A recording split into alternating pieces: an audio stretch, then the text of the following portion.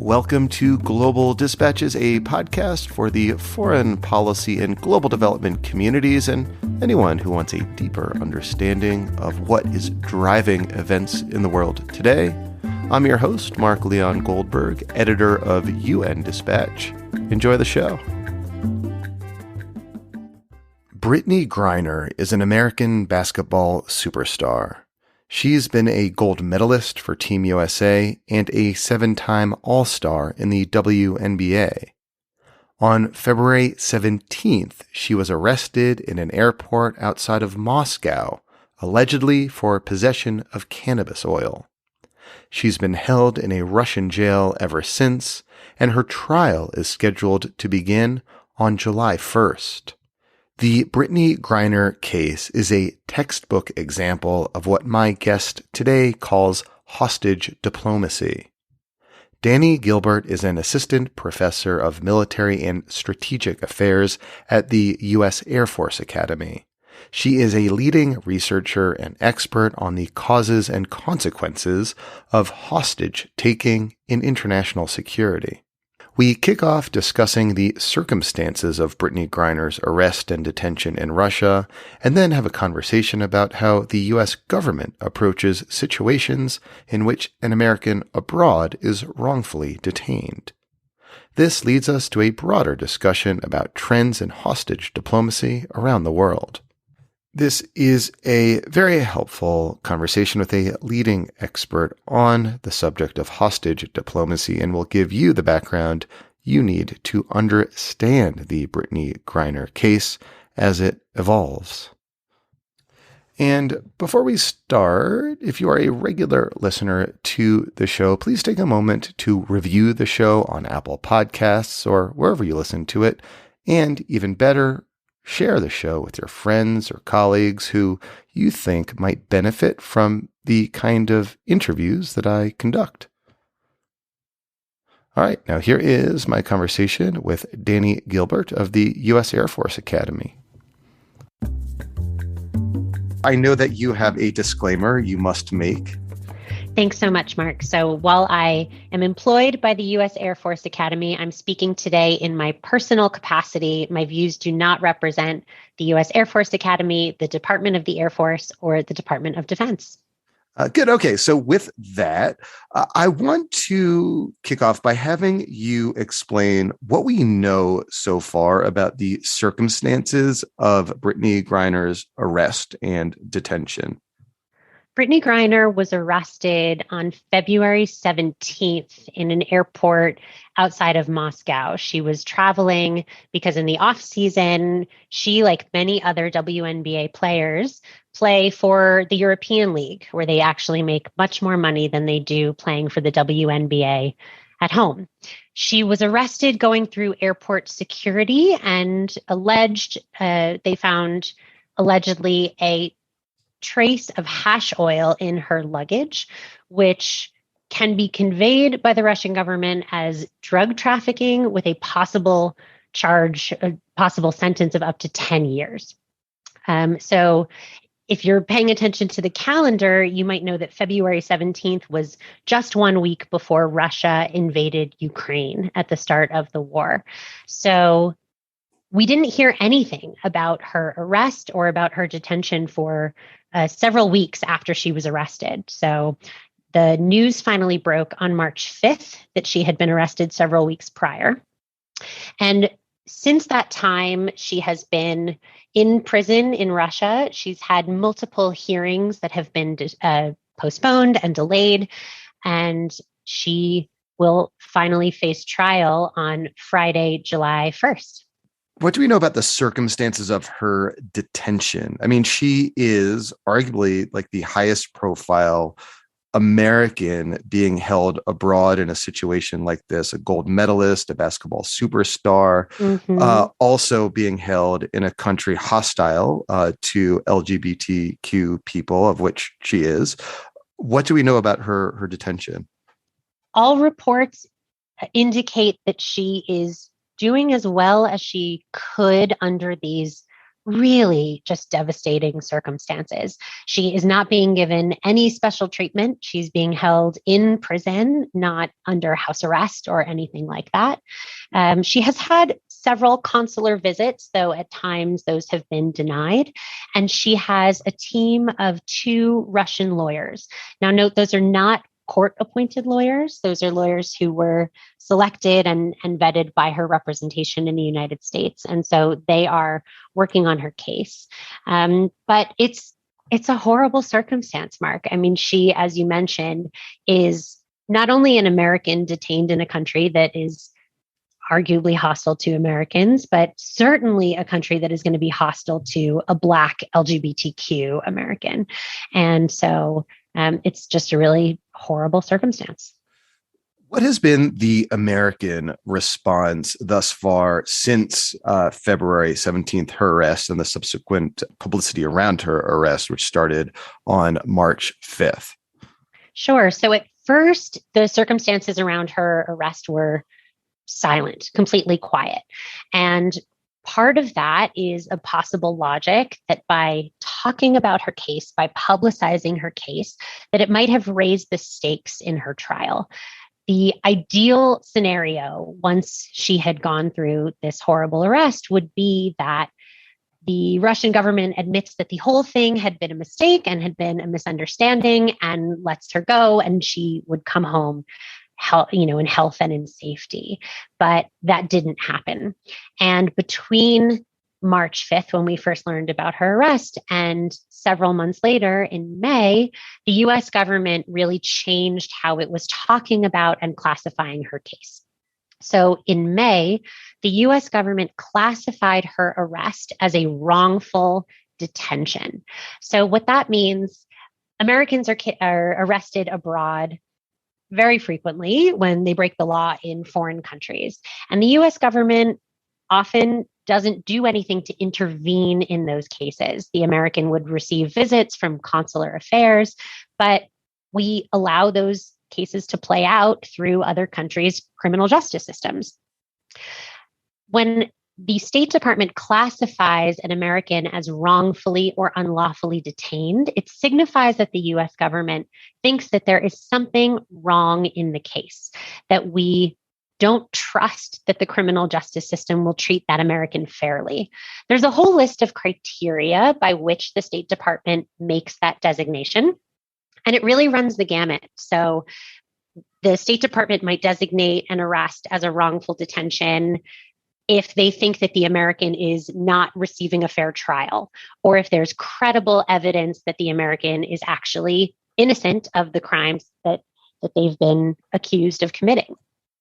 That designation might also come if the US government thinks that the American is being held as a hostage, that they're being held for leverage, or if the State Department's own human rights reports indicate that we don't expect that the American would get fair treatment in prison. So for any of those reasons, and we don't know which one necessarily was the relevant one in Brittney Griner's case, for any of those reasons, the United States might redesignate the case as a wrongful or unlawful detention. And as a consequence of redesignating the case, my understanding is that it moves from the State Department to a special office in the White House. Is that correct? Very close. So it actually moves from one office in the State Department to another office in the State Department. So from when consular affairs to something special? Exactly. It moves from consular affairs, whose job is simply to pay attention to the welfare of Americans abroad, to the special presidential envoy for hostage affairs, otherwise known by the acronym SPIHA. And the SPIHA is an office in the State Department. The presidential envoy is the chief U.S. diplomat who is responsible for diplomatic negotiations and conversations about Americans who are wrongfully detained or taken hostage abroad. And this is all articulated in a law that I knew you had a hand in helping to craft, the Robert Levinson Accountability Act. Can you just describe who is Robert Levinson, or who was Robert Levinson, and what does this act say, and why was it created? Sure. So Robert Levinson was an American who went missing, taken captive in Iran back in 2007. He was missing for a very, very long time. And several years ago, when the US government became clear that they no longer expected that Robert Levinson was going to be coming home safely or alive, several members of Congress wanted to work on something to honor his memory, to support his family, and to help ensure that these kinds of cases are really not happening again. So the Robert Levinson Hostage Recovery and Hostage Taking Accountability Act really takes on a wide range of subjects across the hostage taking spectrum.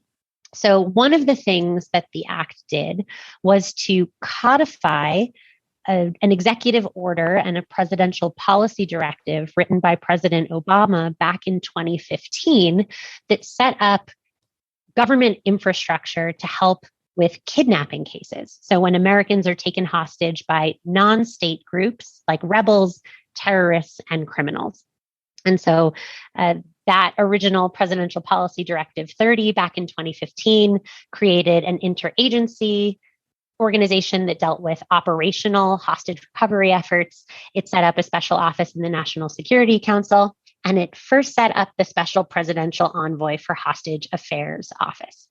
The Robert Levinson Act first codified all of those things, added a list of sanctions that could be put on anyone who is responsible for taking any sort of hostages, and laid out a list of the criteria that I was mentioning before for when an American who is arrested abroad should be taken out of the purview of the Consular Affairs Office and moved into the Special Presidential Envoy for Hostage Affairs responsibility.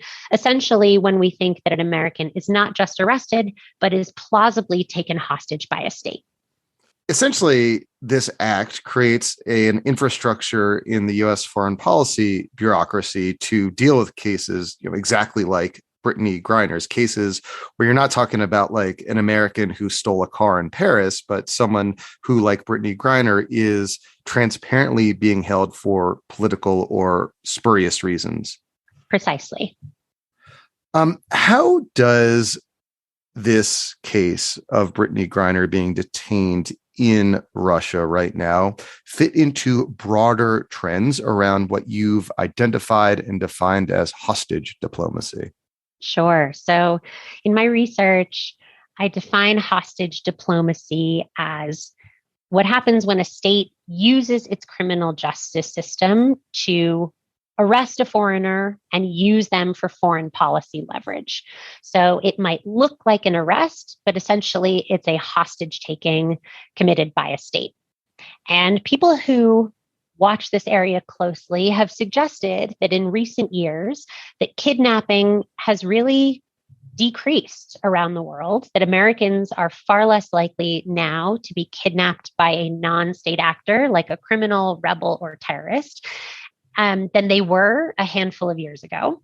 And that instead, this phenomenon that's on the rise of hostage diplomacy is that Americans are being arrested unlawfully or wrongfully for leverage by states.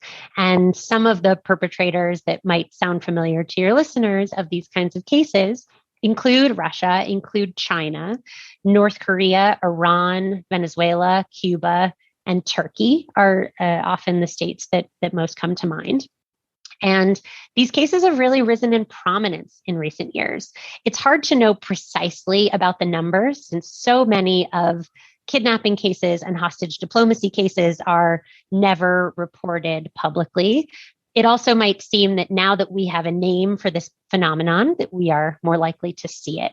But the kind of aid and advocacy organizations who support families of victims of these sorts of crimes have reported that in recent years, they are far less likely to be helping families of kidnapping cases and much more likely to be assisting families whose loved ones have been arrested wrongfully by states. And so this phenomenon certainly seems to be on the rise.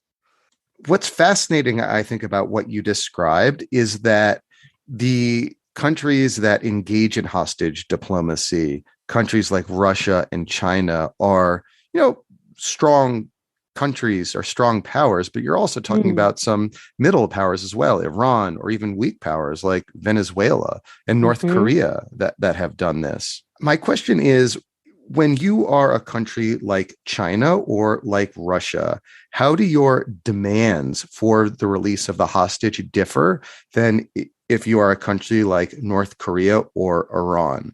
Are bigger countries asking for, say, one set of things like a prisoner swap, whereas smaller or middle power countries are asking for more policy changes?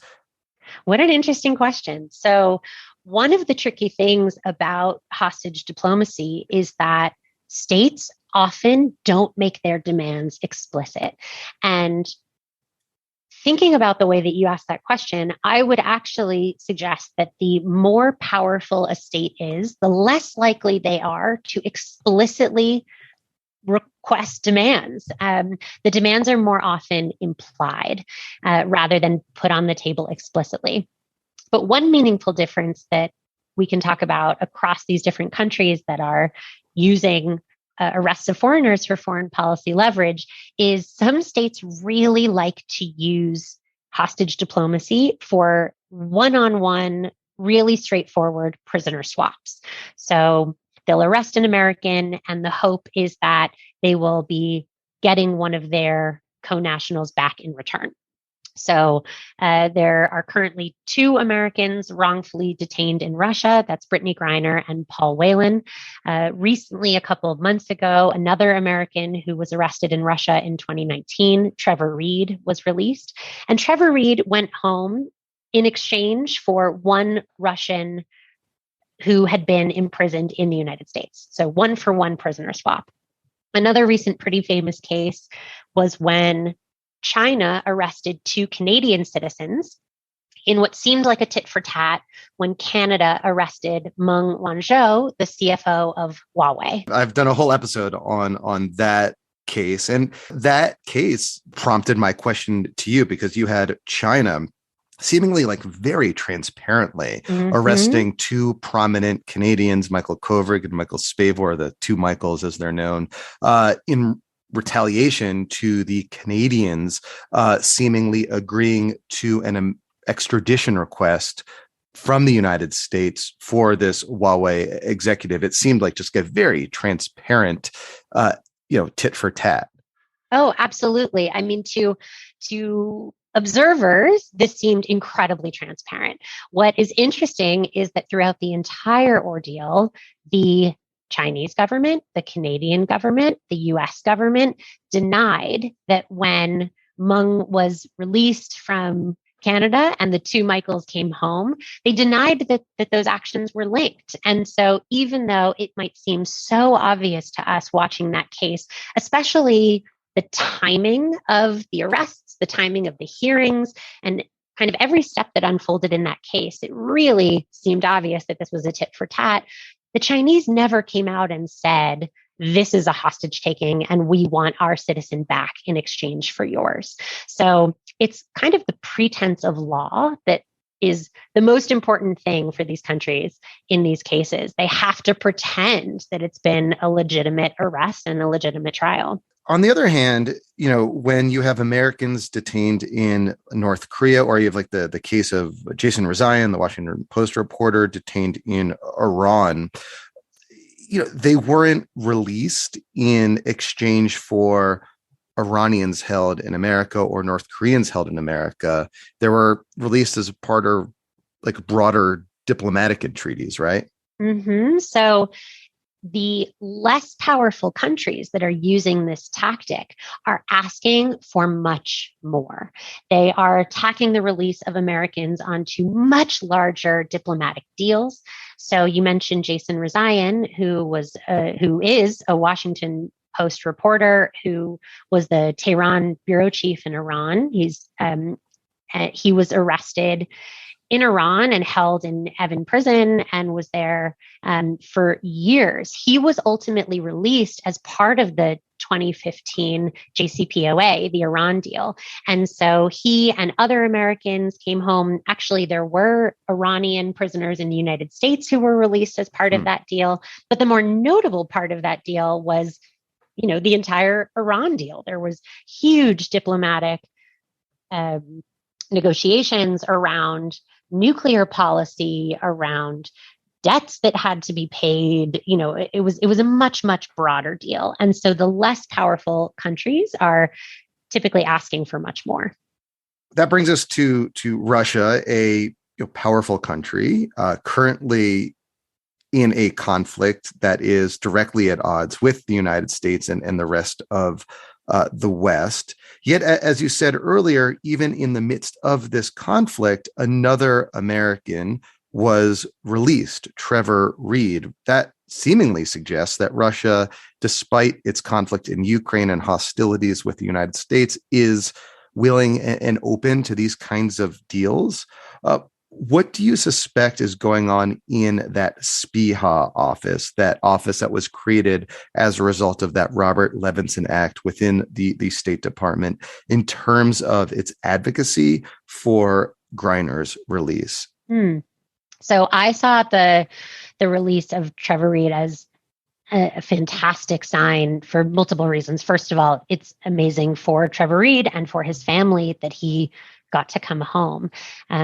Beyond his case, it's also a good sign that it means that despite the obvious tensions right now between the United States and Russia, that there is a back channel conversation happening, that there are diplomatic engagements, and that it is still possible to work out some sort of deal despite the ongoing war that the United States so clearly opposes. So that was a very good sign for Brittney Griner and for Paul Whelan. That means that those conversations are still happening. So once a case is referred to the SPIHA office, it means that their office starts to get to work to figure out a way to bring the American home. There's actually 2 teams working on her release right now. So not only has her case been referred to the SPIHA office, but former ambassador, former governor Bill Richardson and the Richardson Center are also working on her case. And their organization works on hostage and detainee release cases. They've very successfully negotiated the release of a lot of American hostages and prisoners abroad. And so in addition to the U.S. government trying to figure out what kind of deal might be necessary to bring her home, that Governor Richardson is also hard at work on this case. And I've actually had Ambassador Richardson on this show to discuss his work in securing the release of hostages abroad. But I'd love to hear from you the unique role that he can play and the things that he can do in situations like this that the U.S. government cannot. Sure. So I see a real benefit in bringing someone like Richardson in on these cases, because the benefits of a third party who, first of all, has a track record of success, is known around the world, has these existing relationships, is going to make even kind of getting those meetings easier off the bat. Their organization really focuses on the humanitarian aspect of prisoner releases and, I think emphasizing to these countries that to be seen and respected on the world stage as a great power, you shouldn't be taking foreigners hostage.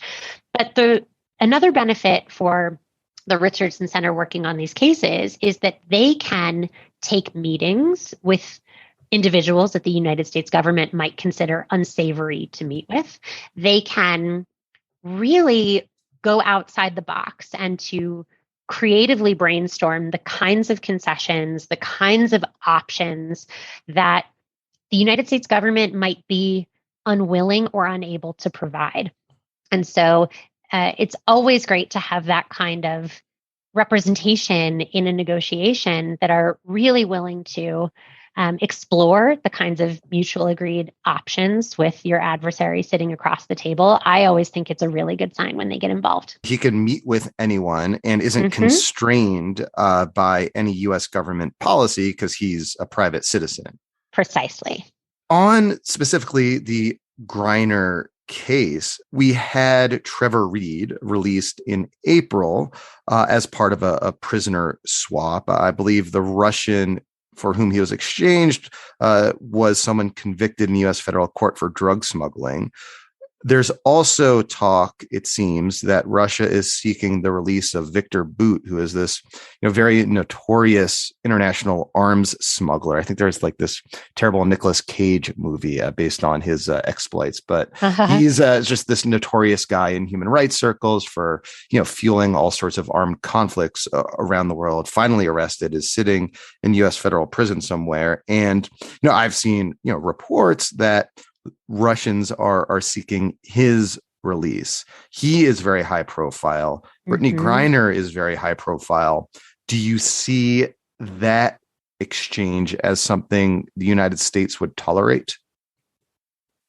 That's a really hard question. So, it's no surprise to me that the Russians would be floating Victor Bout for a prisoner swap. And to be clear, this didn't come as a statement or a demand explicitly from the Russian government, but there have been reports in state-owned media in Russia that have floated that this is the deal that the Russians want. So I think we can be confident that this is indeed something that is coming from the top in Russia. There are really, really difficult considerations to make in these kinds of cases. And it's plausible that the United States government is considering this as part of a conversation. I think typically they will be looking for any sort of deal that will make least damage possible. And when we're talking about a super violent criminal with such a track record of aiding and spreading conflict, that's a really tough pill to swallow. So I think it's really tough, but I'm not surprised that the Russians would float his release. His release said, that's been something that they've been asking for a very long time, and the U.S. government seemed to find someone else to exchange for Trevor Reed, and so I would hope that that kind of possibility is on the table instead. There's a real trade-off when we talk about these kinds of prisoner swaps. On the one hand, it's the most obvious way to bring an American home. The concessions work, and that's how you get someone home safely. But there are huge costs and risks to making prisoner swaps, which is that it's returning violent criminals often to our adversaries. It rewards bad behavior, and it could possibly incentivize future wrongful arrests to incentivize future prisoner swaps as well. Lastly, in the coming weeks or even months, are there any events or indicators or inflection points that you'll be looking towards that will suggest to you whether or not Brittney Griner is closer to coming home and Paul Whelan is closer to coming home? So the trial that is starting on July 1st is maybe meaningless in terms of criminal justice, but can be an inflection point in the negotiations themselves. So the trial is scheduled to last for weeks, if not months. So I don't think that we will have a legal resolution anytime soon. But what happens when she faces trial is that what was previously a hypothetical that if we don't come up with some sort of deal to bring her home, then she could face up to 10 years in a penal colony being accused for allegedly international drug trafficking, that suddenly becomes much more real once the trial is really happening. Reporting suggests that fewer than 1% of cases in Russian criminal court are actually acquitted. And so, we shouldn't be looking to this as a fair trial where something good might come out of it. But I think it does put pressure to work on those negotiations quickly and to bring them home. I'm hoping that Brittney Griner and Paul Whelan will come home very, very soon, and that it's still possible that their release might be part of a broader deal that was part of the deal that brought Trevor Reed home. And we just haven't seen that whole thing play out yet, that might be something that we only can see in retrospect. So I am hopeful. These cases, unfortunately, often take a very, very long time, months, if not years. So I am thinking constantly of her and her family and her team as they work through this, and hoping that the United States government and that the Richardson Center are doing everything they can to bring this to a resolution quickly. You suspect, though, that Russian demands are around the release of Russians, not around, say, the lifting of any sanctions. It's a really good question. So they very well might be. And I think that the fact that Russia is currently in this war with Ukraine, in this unjustified invasion of Ukraine, really adds a complication to this story. And so we haven't seen that kind of demand floated in the news, but given these past deals that we've seen with Iran, with Cuba, with North Korea over bringing home American prisoners, it would not surprise me if that were on the table as well. Well, Dani, thank you so much for your time and expertise. This was really helpful. Thank you so much for having me. All right. Thank you all for listening. Thank you to Dani Gilbert, and thank you to the Carnegie Corporation of New York. Today's show was produced in partnership with the Carnegie Corporation of New York. The views and opinions expressed belong solely to those of us who expressed these views and opinions. All right. We'll see you next time. Thanks. Bye.